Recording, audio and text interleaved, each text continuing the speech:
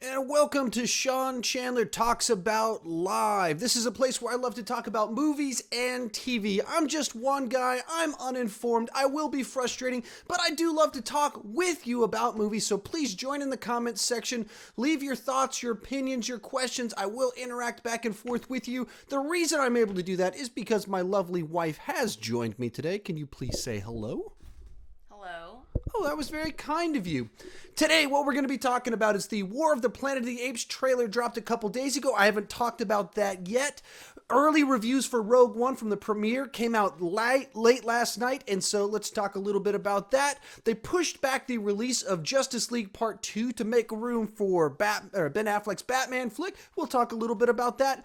And this last week has been trailer palooza. We've had so many trailers drop. So I'm going to rank the 6 that I have watched that I had an opinion about.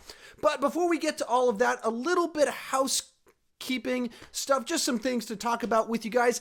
As of last night, my review of Star Wars The Force Awakens that I did with Durban over at Durbania is up on his channel. Please don't drop watching this live feed to go watch it. But as soon as you finish watching this video, when we cut off, head on over to Durbania. Check that out. We talk about our thoughts, our reviews of Star Wars the series, Force Awakens in particular, and then we tie in some faith and some other elements. It's a really neat deal. It's the first collaboration I ever did. I keep looking down like this as if I'm scared of that something's going on. It's just because I didn't know how to do the video properly at the time.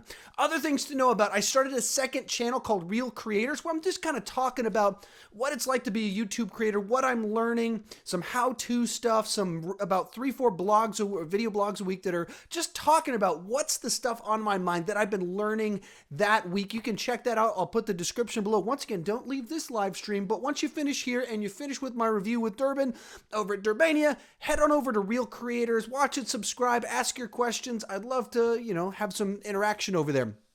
And finally, this week with Rogue One coming out, this is Star Wars week on my channel, so I'm putting out a whole bunch of Star Wars related content, hence why there's also on Durban's channel the Force Awakens review and his Reading Way Too Much Into series. But so I'm going to have 2 videos that are partners with each other. One is 5 reasons I am excited about Rogue One and 5 reasons I'm nervous about Rogue One. One's coming out tomorrow, the other's coming out Tuesday. Then coming out on Wednesday will be my review of an Ewok adventure, The Caravan of Courage. I have filmed it. I need to edit it. That will be up, completing my 2-part series of Star Wars spin-off movies leading up to the actual first spin-off, Rogue One. With all of that said, like I said, please chime in with your thoughts on any of these topics as you are observing it. If you have any questions you want us to talk about at the end, we can do so. But with all that said, what is our first topic of the day? What are your thoughts on the War of the Planet of the Apes trailer? I actually wrote that question down when I sent it to her. It's actually War for the Planet of the Apes. I keep getting that confused in my head. So, first actual trailer dropped, I believe, Friday. Didn't do a trailer reaction to it because I'd done so many this week, and it dropped during the workday. I didn't get to it. But I wanted to talk about it for the simple reason of I loved it. Great trailer for a great series, a great franchise. I've mentioned this before, but when the first one, Rise of the Planet of the Apes, came out, I was kind of like, another reboot, why are we doing this, set during modern times, we got a Franco in there. I don't care at all. A guy from church even invited me to go see it kind of loosely, and I was like, and didn't go see it. So I didn't watch it until it was on home video, and when I did, I loved it. I mean, just great movie because it has spectacle, it has the excitement, but really it's a tragedy. It's a true drama where there's no clear, just pure villains. There's no clear, pure good guys. There's just different people going through life with competing values that come to clash with each other. And likewise, at the center of the plague that kind of leads to the Planet of the Apes, is just an accident. It's not someone out to get someone to do something. It's just the realities of mistakes being made and true tragedy. And this leads into the second one, Dawn of the Planet of the Apes, which likewise, there is a clear villain in that one, but he's a clear villain that has a movie and a half of motive leading up to the point in time that he turns into a true villain.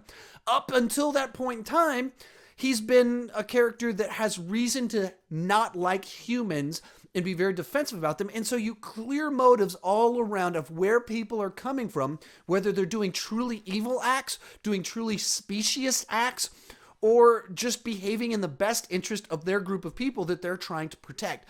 But it's true drama and true tragedy, which is missing from so many big blockbusters these days.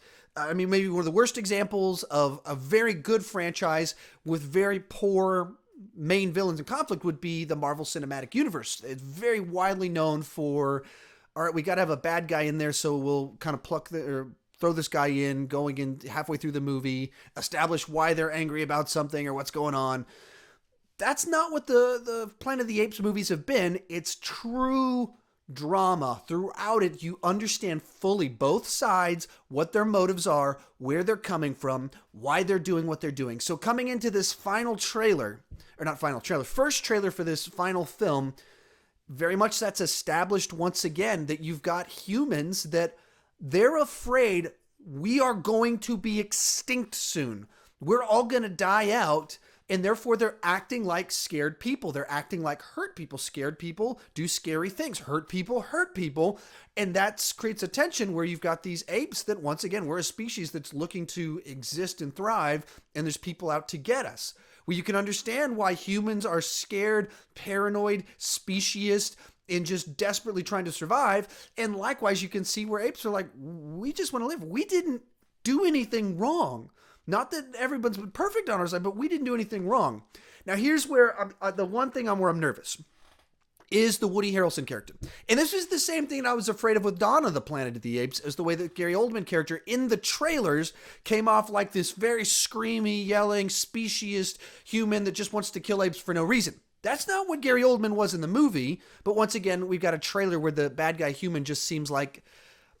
It felt very Mad Max to me. It felt Road Warrior, Fury Road. Like you just see this guy standing in front of a crowd of people shaving his head with a razor. That's what you see in a Mad Max movie. And so I got a little bit of nervousness about that and where they're headed with that. But very small, for the simple reason what I just said before. That's what I thought was going to be the case with Dawn of the Planet of the Apes. It wasn't at all. Gary Oldman's character is very well-rounded, very reasonable, and he was a scared person that made mistakes, but you could understand where he was coming from. So this trailer I thought was great. Lots of just great shots in there too. If it starts off and you see Caesar's on a horse with a little girl on it, you don't know what's happening. You don't know what the scenario is leading to that. This trailer doesn't really give you an idea while establishing the tension of the movie and the tone of it.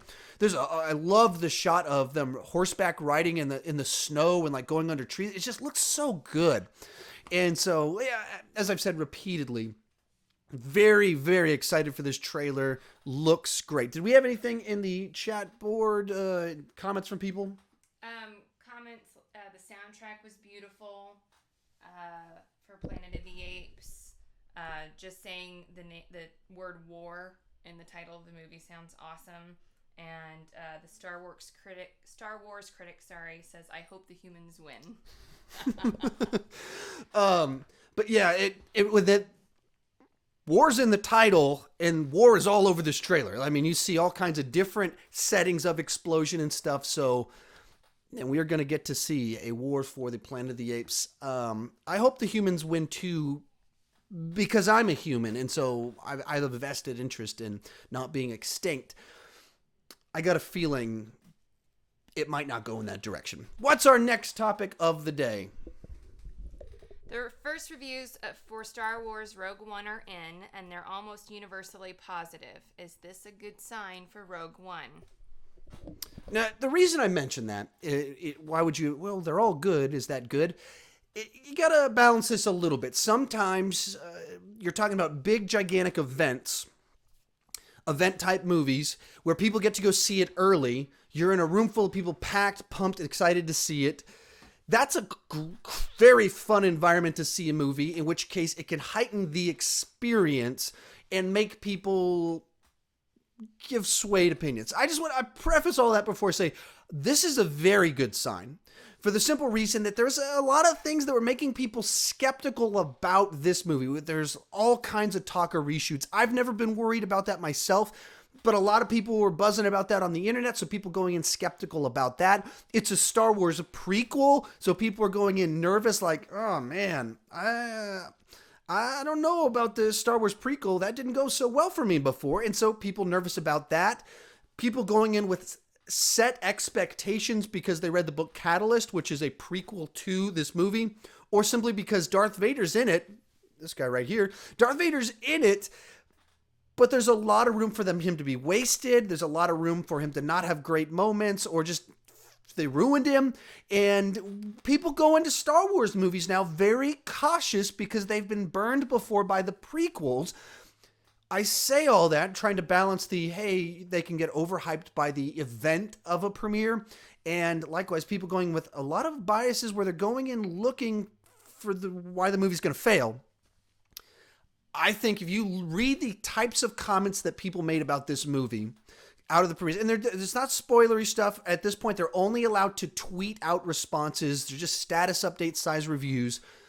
And the types of praise they're giving it, better than Force Awakens, everything you wanted, all the fan service you wanted without going too far. That's the type of praise it's getting. It has the third act is so emotional. It's so great. The twists and turns aren't in the trailer. Those are the types of comments that you want because there's a specificity to it. While not giving specifics, but being specific in the very area what they're talking about. That you watch the movie and you're like, oh, I didn't know the movie was going in this direction. That means the marketing has held back appropriately so you don't go in feeling like you know the whole format of the movie. Likewise, you got stuff where they talk about it better than The Force Awakens. That gives a point of reference of this isn't just more Star Wars that's good but derivative. It's something new and different and good. So that gives you a point of reference. Like talking about having fan service, I don't know what that means, but I'm guessing we're going to get some good stuff with this guy over here over my shoulder. And those are all things that make me very excited about what I heard. The types of reviews they gave, I only left it positive. And most importantly, I saw one guy with a negative-ish review, but I think it was still positive.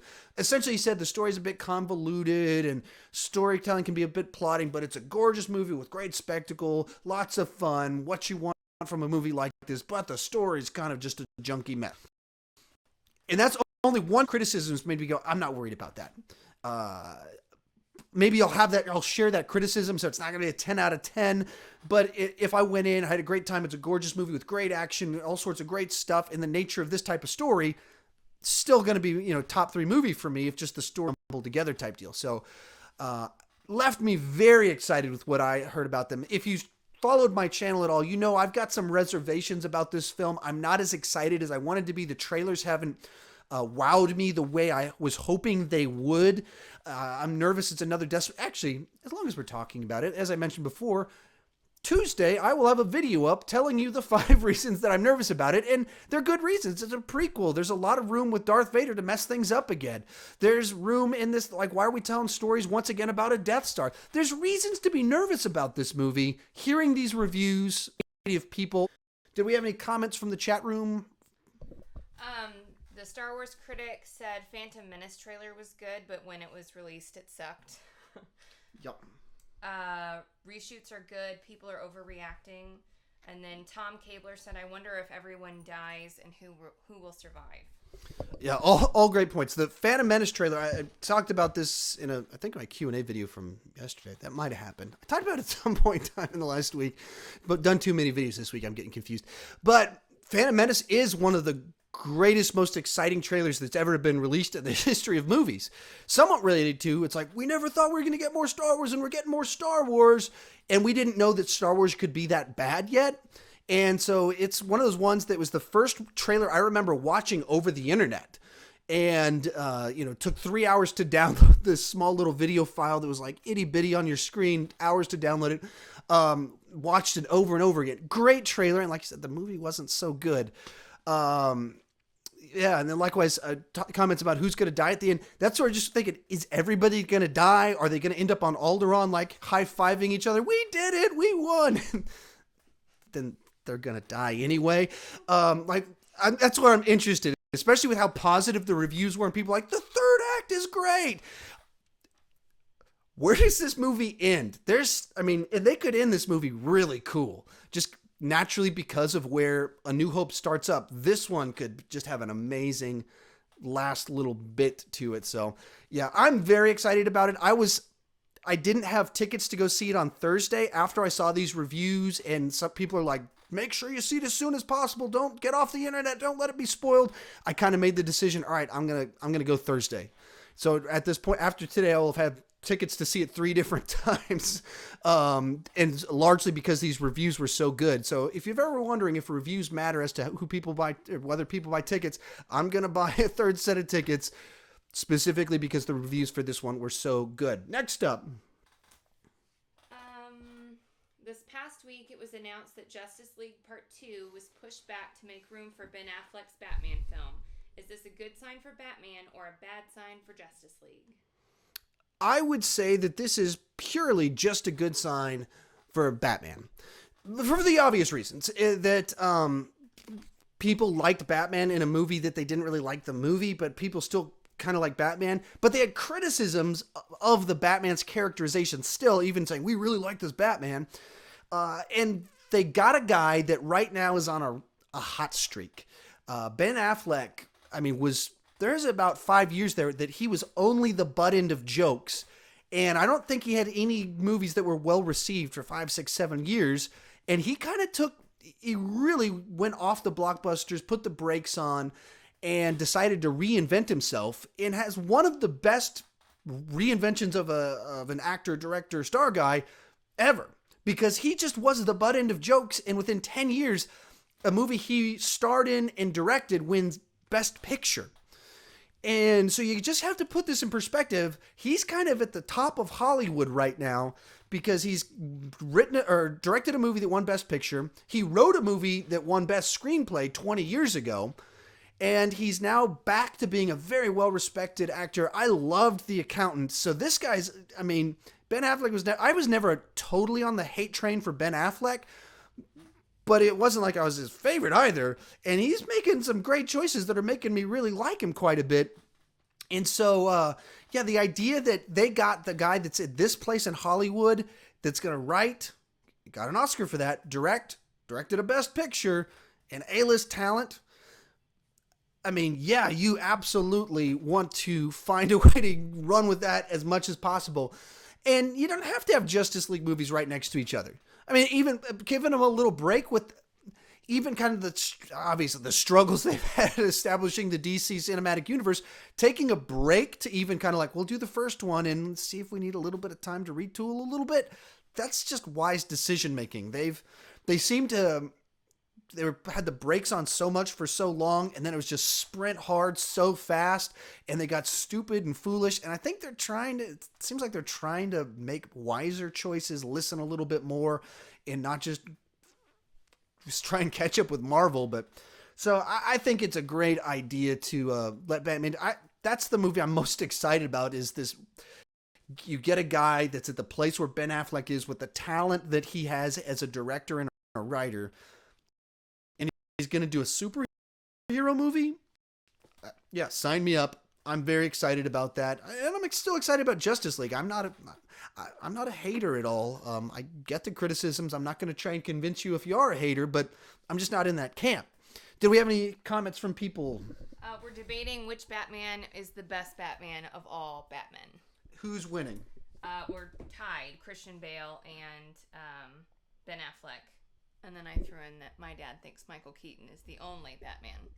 It's very, very true. He's very adamant about his Michael Keaton. You can't forget, of course, about Kevin Conroy, the voice from Batman. Well, starting with Batman the Animated Series, and still to this year, he's still voicing Batman. And I think his resume is the strongest, as much because he's got the longest resume without duds in there. We've had some great people. George Clooney, of course, is terrible. Of course, obviously it's terrible, but the material was terrible. It wasn't like it was weird, bad casting to get George Clooney in that role. The movie was the bad decision, not him. So, yeah, we've had great actors in there. And what's awesome is that we live in a day and age where we can debate whether world-class talent Christian Bale or world-class talent Ben Affleck is the best. I would argue the verdict is still out on Ben Affleck because we've just gotten the one movie, and the movie itself, not great. And so you've got Christian Bale that had at least universally accepted one great Batman movie. I would say probably two great Batman movies and a really good Batman movie. So he got a lot of stuff on his case, where Ben Affleck, he's only got the one movie that people didn't like very much. So the fact that we're even having that debate and he only had this much time, or he's only got the one movie versus the three, and he's sharing the top billing, I think it's Ben Affleck's on a good path to victory. Let's put it that way. Any other comments in there? Matique just said, I think my problem is that I saw Keaton Batman movies a little late, and also after the Nolan directed movies, so I didn't like the movies all that much, which is fair. And I've heard that a lot. So if you've watched kind of all the videos on my channel, there's a guy that I've done some reviews with, Nathan, and he's 20, I'm 35, and so Batman, Michael Keaton's Batman, that is my, these are weird movies. I don't get it. And I can't argue with that. They're very weird, dated movies. They're very Tim Burton movies. And especially comparing them to Nolan's films and how well crafted for the 21st century Nolan's films are. And Nolan's films will probably age a lot better than Tim Burton's movies. And some of that is, right now, we live in a time where there's a backlog of decades worth of comic book movies that you can build off the shoulders of each other to make for better films. And there's better technology. We know better what does and does not work. And that's somewhat where when you watch Superman, the movie from the 70s, that's an incredible achievement because it wasn't building off of anything. What came before it was the 60s Batman series. And so you can watch Superman and be like, this is kind of campy. Compared to what came before it, it's dead serious. And then likewise, Batman, 1989, it only had these Superman movies before it. And that's kind of all there was. Whereas you look at Nolan's films, he could build off so much stuff from the past.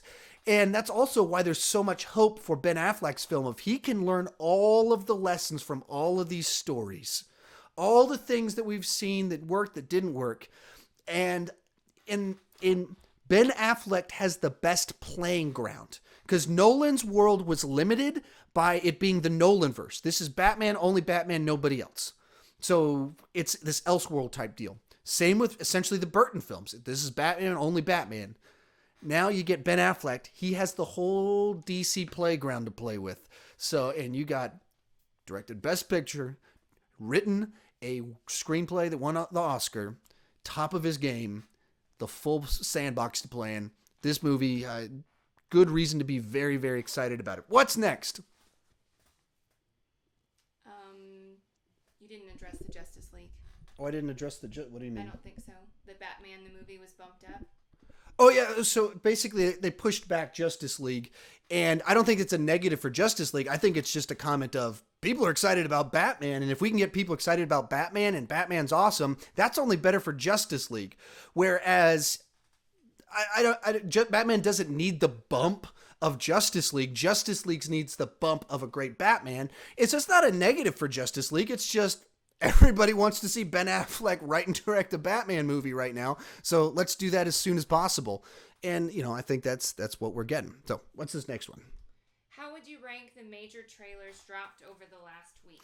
So if you've been on the internet over the last couple of weeks, so many trailers have dropped. Today, the Fate of the Furious trailer, Furious 8, is dropping. And so this could be even more, but, I didn't want to delay talking about this. But all these trailers keep dropping.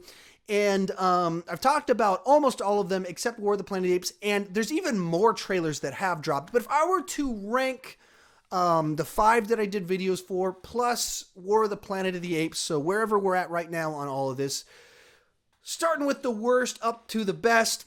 The worst one, and I'm grading on a curve here because anticipation about the movie. Number 6, Transformers, The Last Night. I mean, I just can't get excited about this movie. I can't watch the trailer and think, oh, well, that looked kind of cool. I bet this movie's going to be cool. No, I watch the trailer and I go, it fooled me once, shame on me. Shame on you. Fool me twice, shame on you. Fool me 3 times, just shame on you. I mean, I'm just done with it. Like, I'm not letting this happen again. And I've never been crazy about this series, but I mean, they're just getting so bad. The one hope in it is that they've changed up the writers, and so potentially it'll be good. Or the second hope in a different direction is the movie's getting so dumb with time travel, King Arthur, the Nazis, that it's such a bizarre, schlocky mix of stuff. I might like it just for that reason. If it's as bad as Age of Extinction with Nazis in it and King Arthur, it'll just be so weird I'll love it. But it's probably not. Michael Bay is just competent enough to make bad movies that are just bad, drawn out, terrible movies. And making a trailer that tries to trick us into thinking it's really good isn't going to work. Doesn't give us enough story. It's just like a bunch of series of images, and they're like, Optimus Prime left us. And then we see in the trailer, oh, he came back and he's evil. Didn't you just give me a few too many plot points right there? So, yeah. Number 6, Transformers: The Last Night. Number 5, The Mummy. The more I think about it, the more I'm like, why are we doing this? It looks kind of like a Tom Cruise vehicle. How's The Mummy fit into it? Are we just doing a Mummy movie because we can and we want to have a franchise with all these characters, and so we just throw a movie star into it, give it the blockbuster treatment and shine, except it's The Mummy? Like that, I'm not interested in that. My thought, if you're going to do The Mummy, why not do it $60 million, get the guy that did Evil Dead and Don't Breathe, so someone that's used to using $10 million budgets, you're giving him a bigger budget, but it's still relatively low budget, and make a really cool horror movie. That would be more interesting to me than, hey, look, a blockbuster with Tom Cruise. Oh, what's it called? The Mummy. Wait, The Mummy is a big blockbuster? Why? Oh, it's a shared universe. The Mummy is a shared universe with Dr. Jekyll and Mr. Hyde. What? It's weird to me. Number 4 on my list is going to be Baywatch. I laughed. I don't have big anticipations. I doubt I'll see it in the theater, but it made me laugh. And that's kind of all I can ask for. I don't have much to say except you made me laugh. Fair enough. Number 3, here's where it gets tricky because the top 3, these are all great trailers. All 3 of these, I was like, man, that's how you do a trailer. That's how you set the tone, make something enjoyable. So number 3, I went with Spider-Man: Homecoming. I thought it was a great trailer, made me laugh, made me excited, was pumped about Tony Stark's involvement, the way things are fitting together on it. And it's still only number 3 just because the other 2 made me more excited. But yeah, I mean, great trailer, great redirection, helped me understand how it fits in the MCU with the tone. Great job. Number 2, I'm going to go with War for the Planet of the Apes. Most of these have been kind of fun trailers. This one was the dark, serious one, but it's about war and it's about, well, mankind going extinct or talking apes going extinct, so it probably should be dark, and that would be appropriate for that type of movie. But yeah, I thought that was a great trailer, change or extension of the stories we've seen, but a change of pace from a lot of these other trailers dropped this week, and it worked on different levels than the other trailers that dropped this week. I really dug it. And the top one that's come out over the last week and a half of the ones that I have seen would be Guardians of the Galaxy Volume Team. I've actually watched it about 20 times. My son had it on repeat and was still laughing out loud. After the 20th time. That's a good sign. If you can make me laugh and my 4-year-old laugh at the same joke, that's a good joke. You set the punchline up very nicely, even if we're probably laughing for different reasons. But I was a little bit nervous after the first trailer for Guardians of the Galaxy because there's a little bit too much of just referencing things in the first film. And I know a song like, there are people that dance. I was like, and so it just felt like old jokes. One, washed all that away. Fresh, new jokes, new context. Great trailer. Probably will end up being my favorite trailer of 2016. Did anyone have any chime in their thoughts on trailers this week. Yes. Tom Cabler said, I actually like the Mummy trailer and can't wait for Sophia. She is going to be the star of the show. Needs to be a little higher, in my opinion, for the trailer. That's a response? Yes. Yeah, I mean, I would say that, we got a lot of good trailers. I dug the trailer as I was watching it, just the general vibe of it didn't work. I believe she's the one from Kingsman and Star Trek Beyond, correct? Is that? I don't know. I believe that's who it is. And so she's kind of one of these rising stars getting some great roles. So I think she'll do a great job. I'm not worried about her.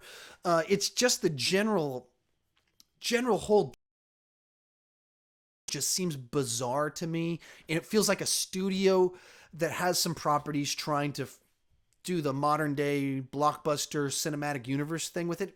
That's what it is. And that and get better. I'm asking.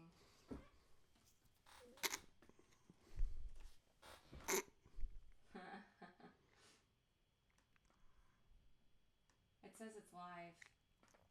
All right. I might have just played a commercial to try and break the tension as my stream went bad. Are we back? Anyone? Can someone comment in the comment section if we're back live? Tom says we're buffing. Buffing. I am. I mean, I'm trying to lift weights and get strong. So I am buffing up. But buffering. Hopefully the stream has come back. If someone can say in the comment section when we cut off, if we cut off any important thoughts that we had, that would be useful information. Anything? I'm waiting. It's showing that it's live, but So, anyway. I don't have a response yet indicating that they see it live. Or where we cut off. So, when this comes back, I'm sorry for this time as I'm just sitting here staring at the screen, talking about the stream rather than talking about information as we wait to see if technology will come back and be on our side. The joys of... Talking about Sophia. I am? That's where it cut off. As we're talking about Sophia. Yeah, so my worry is not about Sophia. My worry is much more so about the general idea of a studio just like, we need our own shared universe. What do we got? These monsters. Oh, perfect. We'll make a monster shared universe. Oh, like horror movies? No, big Tom Cruise blockbusters. Not what... I'm just not interested in that. The movie might be interesting. Movie might be good. The general idea of that does not interest me. So have we gotten any questions today? So let's go into question time. And also I pushed the play ad button. If you can comment in the comment section, did an ad play about 2-3 minutes ago. What is our first question? Al Seward says, I'm done with Transformers. What do you think about Sing? Not a lot of talk about that. It looked mildly amusing to me. I believe it's from the same people that do the Despicable Me movies. And I feel that their movies in general, they play for small jokes rather than crafting a good movie. So they created these minions that are super cute. I don't think they've crafted a great movie, though. Despicable Me was good. Minions was terrible. Despicable Me was a good movie. It's not a great movie. It's not there's like segments that are great, but the full vibe of it doesn't come together. The second movie got pretty weird and awkward to me, where there's like minion butts and stuff, and then you get to the Minion movie, and it's just like, what is this? What am I watching right now? How to make the appeal to the lowest common denominator. That's what it feels like. If we do some cute little creatures, people laugh at it. If we have animals singing pop songs, that'll appeal to people. And that's where I get nervous. I would, my stream's coming back. Hopefully that didn't go for too long. But yeah, so Sing, I can't get too excited about it just because Minions was so bad that they've kind of worn out a little bit of my welcome. Not my welcome. I'm not going into their movie. They've worn out welcome as a viewing experience for me. What do you think about the title, The Fate of the Furious? That response right there should tell you all you need to know. I mean, I don't take it too seriously. I don't care too much. I mean, This is a series that the second one is called Too Fast, Too Furious. That's all you need to know. That's what the series is like. It's always been a dumb series. I saw someone that wrote in a comment section, the series hasn't been good since the first movie. It's like, the first movie was not great cinema. Like, people make jokes that it's basically a point-for-point remake of Point Break, except with cars, and it is. Like, I mean, you can go through it character for character, beat by beat, plot point by plot point, cars instead of extreme sports and surfing and stuff. This is a dumb series. They have dumb titles. They do dumb things. Tanks drive around. People drive cars out of planes. And so going for an epically dumb title, whatever. Maybe when I see the trailer, it'll make more sense. At the moment, I just think it's incredibly dumb.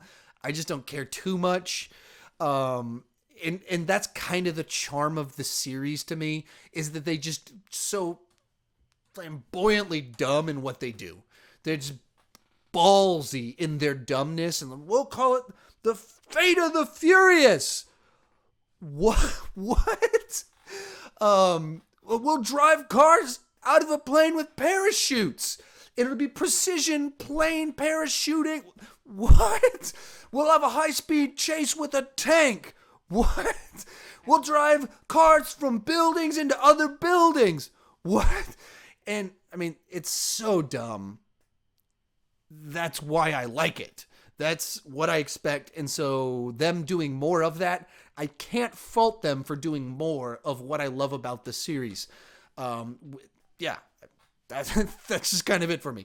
I can't defend it. I'm not going to, no, man, it's a great title. No, of course not. It's a dumb title. I just don't care. So, next question or comment. What about the 50 Shades trailer? Oh, man, I did forget about that, didn't I? Yeah, see, number 6, and then at number 72, we'll have 50 Shades Darker trailer. If you saw my video on it, it's not me joking around. I have real problems with this series. I haven't seen the movie. I haven't read the books. So I'm basing it off Wikipedia. There was at least one person in the comment section that attempted to explain the stuff to me and why it's better and deeper than I understood it to be, and how it's not abuse, and how BDSM lifestyles consensual,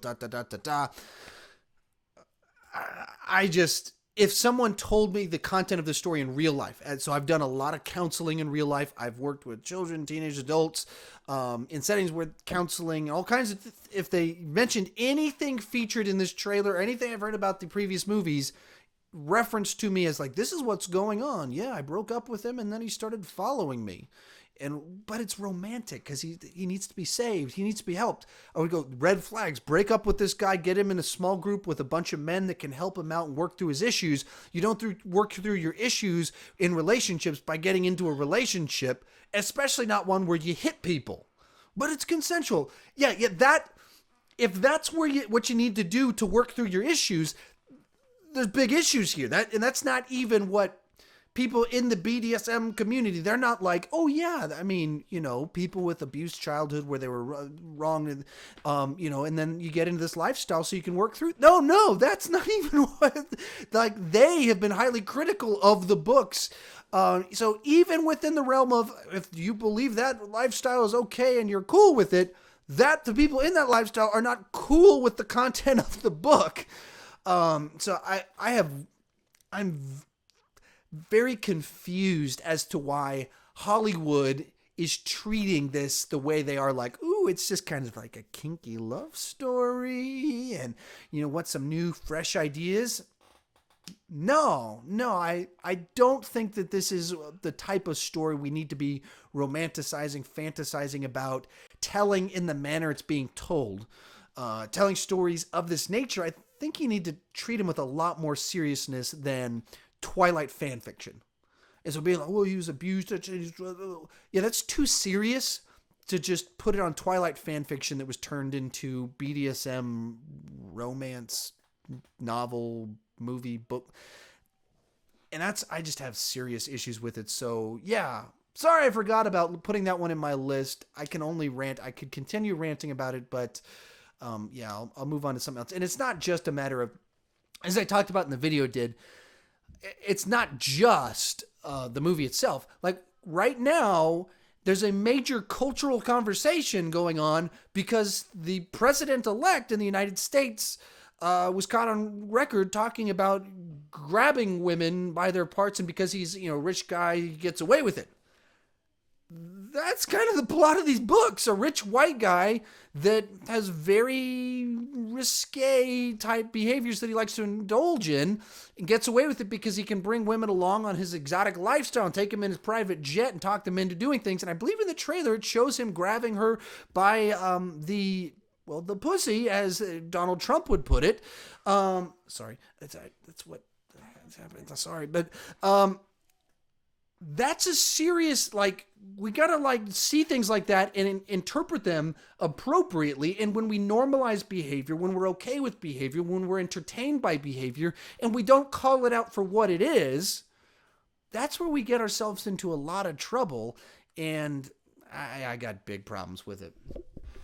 What do we got next? Hold on, I'm sorry, I'm talking. Matique saw Sing earlier this week, and he said it was really good and that our kids would probably like it. All right, that's very good. I think that's it. All right, last chance. If you've got a question you want to ask, throw it in there. We can take one or two if they come in. If not, once again, let me remind you that coming up this week, it is Star Wars week. So starting last night over on Durban's channel is my review of The Force Awakens with him in his Reading Way Too Much Into series. Please, as soon as this video is done, go check that out. We talk about Star Wars. We talk about The Force Awakens. We talk about faith and philosophy, a lot of different stuff. And we went on for about 20-25 minutes. Great video. I look like something's wrong with me because I keep going like this because I didn't know how to do a collaboration video at the time. I was still figuring out what I was doing. Check that out. Coming out tomorrow, I'm going to have a video about 5 reasons I'm excited about Rogue One. Tuesday, 5 reasons I'm nervous about Rogue One. And Wednesday, Ewoks, the Caravan of Courage. My review of it will be up, I believe, maybe very, very late Thursday night. Well, actually, it would be into Friday, but Friday I should have my review of Rogue One up. Have we gotten any questions? Or they want to know what order I like Fast and Furious, what my favorite one is. I can't pick right now. Yeah. The tones are too different. They're like 2 different movie series. Yeah. So perhaps, I'll tell you, whenever the next movie comes out, I'll certainly do a ranking of the movies and have to put some thought into it. I might be able to run mine off the top of my head. At the top, so we got 7 of them. Let's see what we can do. This is mine. Number 1 is Fast 5. Number 7 is going to be Tokyo Drift. Number 4 is going to be number 6 on my list. Fast and Furious, the one where Vin Diesel came back. Moving up from there, I think I'll go the first one, Fast and the Furious. Moving up from there, at number 4, I believe I would go with Too Fast, Too Furious. Then I think I will go number 7, number 6, number 5. So that would be my ranking of the movies. Okay, I agree with that. Too Fast, Too Furious is a dumb movie, but it's a fun movie, whereas the first movie is a little bit too serious, so I ding it a little bit for that. Number 4 had some fun elements, but it was kind of just too serious once again. Didn't have the fun of it, so ding it for that. Tokyo Drift was just forgettable for me. Like I said, Too Fast, Too Furious when it started, just was fun. That's the reason I like Too Fast, Too Furious. It's dumb, but it's fun. And then number 7, it had some issues related most likely to what the tragedy with Paul Walker. And so I ding it a little bit, but the dumbness of it and the funness of it, the coolness of it, they just went for it. We need to watch that. I think we've only watched it the one time in the theaters. We need to watch that one again. Number 7. Vin Diesel and Jason Statham pipe fighting on a rooftop while The Rock is running with a minigun shooting down the helicopters. Just describing that of course should be number 1, but there's some issues with it. And Tony Jaa's in the movie. Tony Jaa's in it. Number 6, just so dumb that it's fun, and tank chases, and you're like, this is so awesome. This is how are they gonna top this if this isn't the end of the movie? Oh, we're going to do a high-speed chase with a plane while the Rock and Vin Diesel are teaming up against guys in a, just great dumbness. But number 5 the fifth movie is my probably most memorable, the most fun movie experience I've ever had. I went and saw it a midnight showing.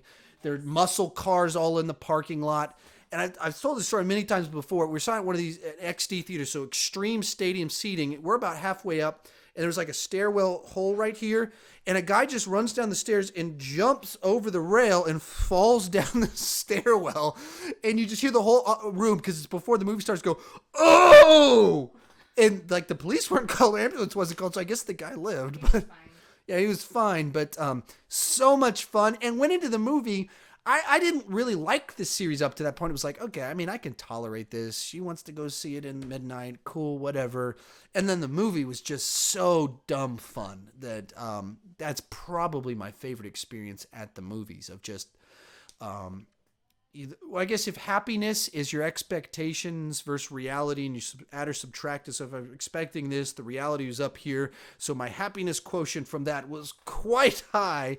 Or even some movies that Force Awakens movie, I loved it. My expectations are here. The movie lands right here. So there's a small deficit. So I left with a sense of unhappiness to it that clearly went away very quickly. But with Fast 5, it just blew through my expectations so much. Any other questions? Lots of praise for The Rock. That The Rock changed everything for Fast 5. I think I don't want to give him all the credit because the tone, the genre shifted so drastically with that movie that it's more perfect timing. That they did their change of direction and they're like, let's bring in this guy that's kind of like trying to track him down. And they got the perfect guy to do it at the perfect time in his career. 'Cause you got to remember that back in 2010, The Rock was like, yeah, I mean, Rock shows up in a few movies. That's kind of cool. But since 2010, he's become a top 5 biggest stars in the world. In just the last 5-6 years, that's happened. And one of the key pieces to that was Fast 5. Just absolute perfect timing for where he was, where the franchise was. Two things come together that just create perfect scenario for revitalizing the franchise, creating a great fun movie, and just skyrocketing his career. 'Cause they announced him, I believe it was 2003 with the movie The Rundown. In the opening, one of the opening scenes of it, Arnold Schwarzenegger's just been sworn in as governor, or about to be sworn as governor of California. So he's going to stop doing movies. He's in his 50s, so he can't do what he was doing. He's not going to be the A-lister. He hadn't been the A-lister.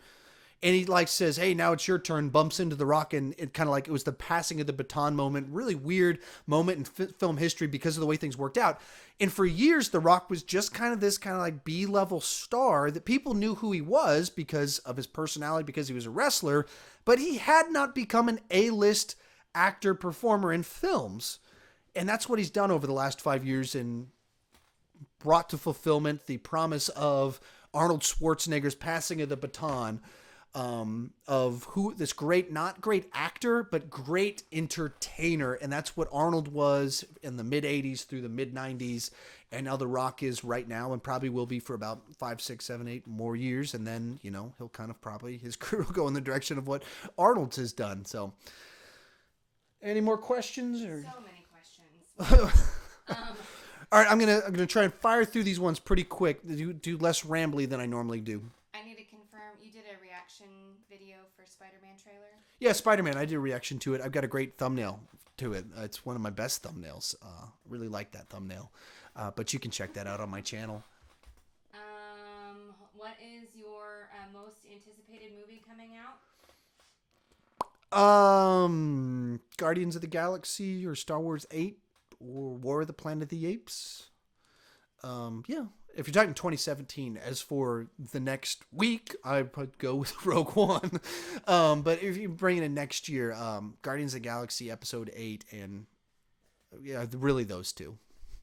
Okay, there might just be one more. There's Al said, what I love about him, The Rock, is that he works so hard in all that he does. I haven't loved everything he's done, but he works really hard. But he's much better than Arnold. Wait, Al says he's better than Arnold? Yeah, The Rock is better than. I have to agree. What? You can understand what he says a lot better. What? He has more inflection. I still love Arnold, but I mean, I don't think I could ever turn my back on Arnold like that. yeah. I can't disagree with you, though. I can't make an argument for why, when it comes to, I mean, just acting ability, just raw screen charisma, ability to just turn something into fun, dropping the one-liners, being the action guy, the guy that's intimidating, be able to tell the jokes. Because they very much are two different era of a very archetype of the movie star entertainer. I mean, I have to go Arnold myself. I can't fault anybody for going with The Rock. I totally get it. Yeah. Anything else? What's your favorite Christmas movie? I think I'd have to go with Die Hard. If we move away from action movies set at Christmas time, Elf. Ooh, good call. I think Elf is. I've said it before. I love Jon Favreau. He's not at all. I don't think you can call him underrated. I don't think you really call him underappreciated. I just don't. But I would still say that because I think that people think about him as this up here. I think he's even higher than that for the simple reason of this is a guy that started the MCU with Iron Man. He's the guy that did the Jungle Book. This is the guy that did the movie Chef, and this is the guy that did the movie Elf. I mean, these movies are all over different genres, different special effects, they demand different skill sets, wildly different skill sets. To make Elf magical and to make the Jungle Book magical and come to life, to launch the MCU, to make this small kind of indie film with Chef, those are all just different skill sets. He's got all of them. And so I mean, he's absolutely one of my favorite directors, and Elf is just so incredibly funny. I think it's probably Will Ferrell's best movie, as I'd say. Great Christmas movie, and a Christmas in that it's Christmas centric and set at Christmas, about Christmas spirit. So yeah, love that movie. What are you thinking about the movie for the book The Shack? I have not watched the trailer for it. I have watched the trailer reaction from Say Goodnight Kevin. He's a guy that talks about Christian movies, and so I've watched his video about it, and I've not read the book The Shack. I've read some of the stuff about it. So unfortunately, I can't say too much, comment too many things about it. Yeah, I just don't, I can't chime in too much on it because I don't know enough about the book itself, and I haven't watched the trailer itself by itself to just review it on its own merits. So unfortunately, I wish I could chime in a little bit more than I can. I'm a little bit in the category of people that are a bit nervous about the book just because of some of the ways that it portrayals of God and the natures of the different persons of the Trinity and things like that. But I haven't read the book, so it just never really interested me. And then I heard some of the controversy surrounding it, so I just never read it. But I have some of that reservation, but nothing. I mean, I'm just referencing it just to tell all the thoughts flowing through my head while having no actual opinion of my own. Anything else? They're just commenting on how absurdly talented you are for typing and talking at the same time. Yeah, that's the impressive thing is that I'm able to read everything that you guys are writing while staring at the camera and swiveling in my chair like this and being able to type. I truly have a magic set of skills, or a wife right there at a computer signed in as me. Yeah, it makes it much easier to do all of this if all I have to do is talk after she asks a question. I tried to do a couple of these where I was following the chat room and I was like, I don't know what I'm supposed to, how do I can't keep up with it? And as I'd read things, I'd pause to process it while trying to continue talking. And it wasn't good. Any final thoughts from anybody as we try and close out? she's making funny faces, and so I always wonder what is happening in the chat room that's making her make that particular face at that moment. So because I'm insecure, I assume you're making fun of me, and it hurts my feelings deeply. Just kidding. Anyway, thank you guys so much for watching. Remember to check out my review of The Force Awakens, as well as kind of talking about faith and philosophy about The Force Awakens over on Durban's channel. I'll have the stuff in the description below. Remember, I have a second channel called Video Creators, so if you are a YouTube creator, which, looking at the names in the chat room, many of you are. I'm not actually looking at the people in the chat room, so I could be lying right now. But just talking about what I'm learning as I go through things. That's what that one is. Some how-to stuff, but most of it really just kind of talking about what I'm learning as I go along. Once again, it'll be in the description below. And this week is Star Wars week, so I'm going to have lots of videos about Star Wars. Coming up this week, a review of Ewoks, A Caravan of Courage. I've got 2 videos, one talking about the 5 reasons I'm excited about Rogue One, one talking about the 5 reasons I'm worried about Rogue One. And of course, coming up very soon will be my video where I review Rogue One, a Star Wars story movie that I am now very excited about after all of the very positive buzz coming out of the premiere. Any final thoughts as I close out? Nope. With all that said, as always, thank you for watching. And then I awkwardly push this button right